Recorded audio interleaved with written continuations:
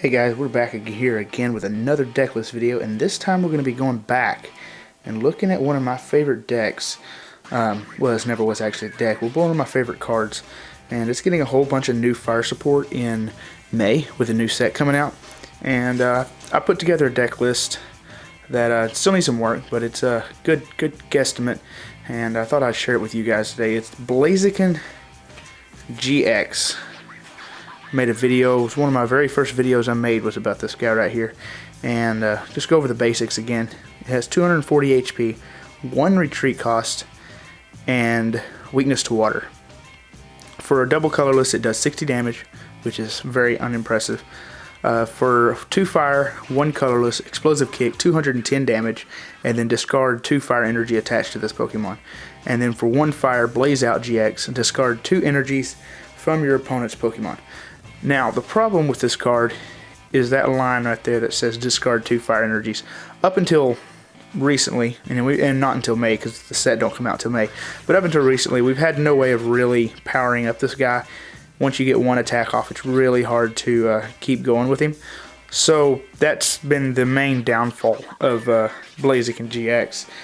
But anyway, with May coming out, there's some new supporters and new trainers coming out that are going to help that out a lot.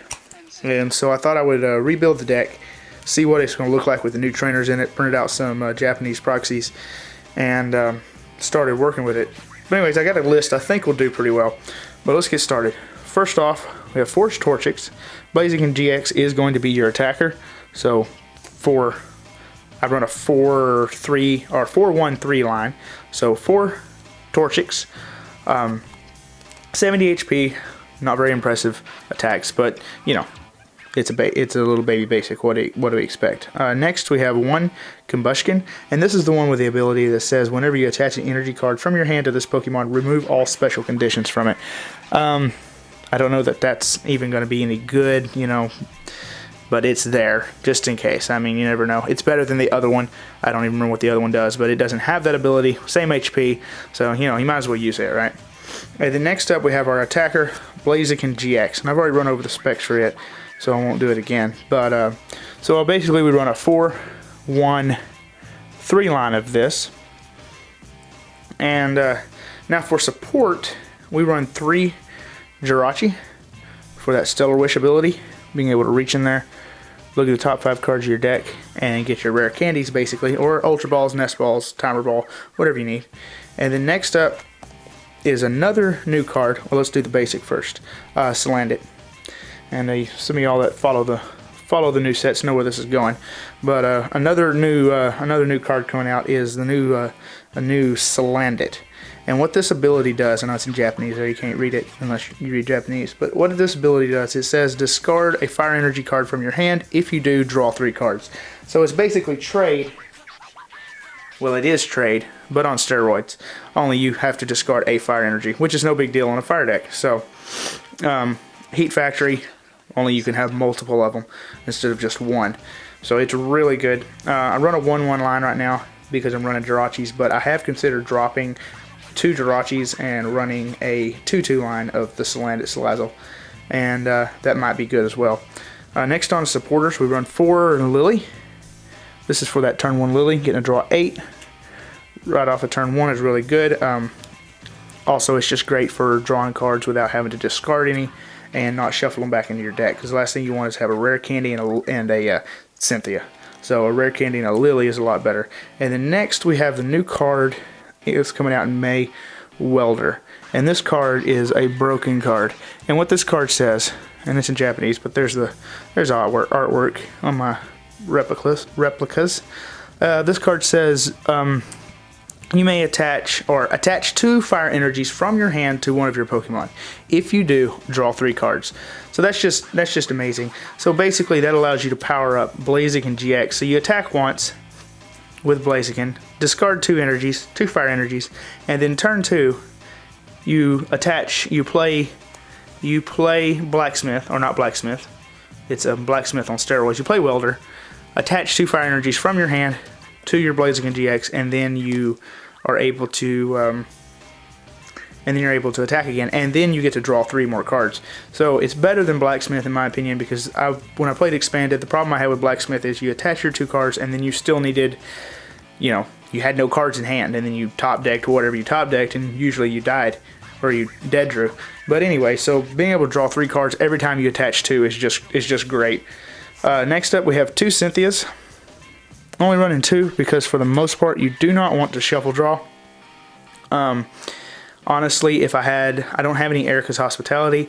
If I did, I would probably play those instead of Cynthia's, because you don't want to have Rare Candy in hand and Cynthia. You want to have Rare Candy and Erica's Hospitality, or Rare Candy and Lily. So I would probably drop those for Erica's Hospitalities, but I don't have any.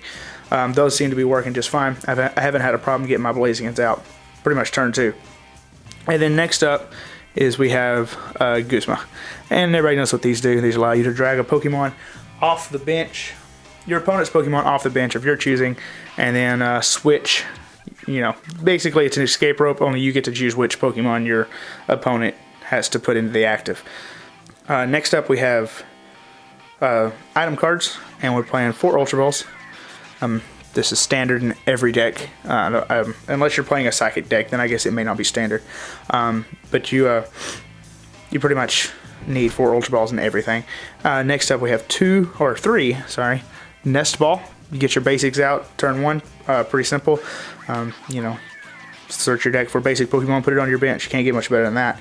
Play 1 Timer Ball. Now, at first I wasn't playing this card because I had Nest Ball and I have Pokemon Communication and Ultra Ball, and I run into so many times to where I just needed that extra help getting the evolution. So I throw that in there. If you don't need it, you just burn it and get rid of it. If you do need it, then you've got it. So it's good. Next up, we had 4 Rare Candies, just to get those just to get your evolutions, your Torchic straight into those Blazikens without having to worry about that middle stage. Next we have 3 Fiery Flint, and this card, if you're not familiar with it, this card says you can play this card only if you discard 2 other cards from your hand. So like an Ultra Ball, search your deck for up to 4 Fire Energy cards, reveal them and put them into your hand, then shuffle your deck. And basically that allows you to Fiery Flint, discard 2 cards, get 4 Fire Energies, then you're able to play Welder, attach 2 of those to your Blaziken, draw 3 cards, and then you have 2 more Fire Energies that you can use, one with Salazzle to draw 3 more cards, and then you have 1 for Heat Factory, Prism Star, and draw 3 more cards. So basically, you're negating the need for these draw supporters, and you're just solely relying off draw with the Welder. And what that does is it allows you to play a Welder every turn, but you're still drawing cards. And so basically, these draw supporters that we have, they are for your first turns, so that you're able to get rolling and get everything set up like you need it to be. And then next we have 2 Escape Board. Now these initially I stuck them in there for Jirachi, right? Because Jirachi puts itself to sleep. With Escape Board you can still retreat.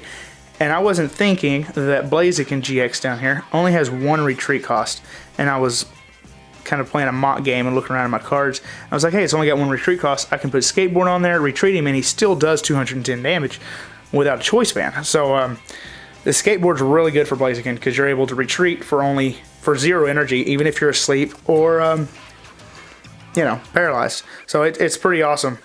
Next up we have 2 choice band. Bumps Blaziken GX's damage up to 240, which is amazing, knocking out Pikarom. You're giving up 2 prizes, he's giving up 3. He can't one-shot you without choice band.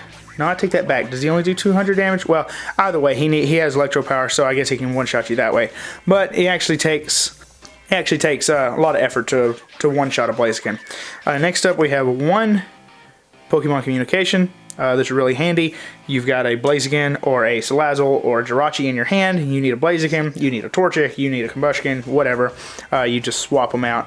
It's a super good card. 1 Energy Recycler allows you to shuffle 5 basic energy cards back into your deck.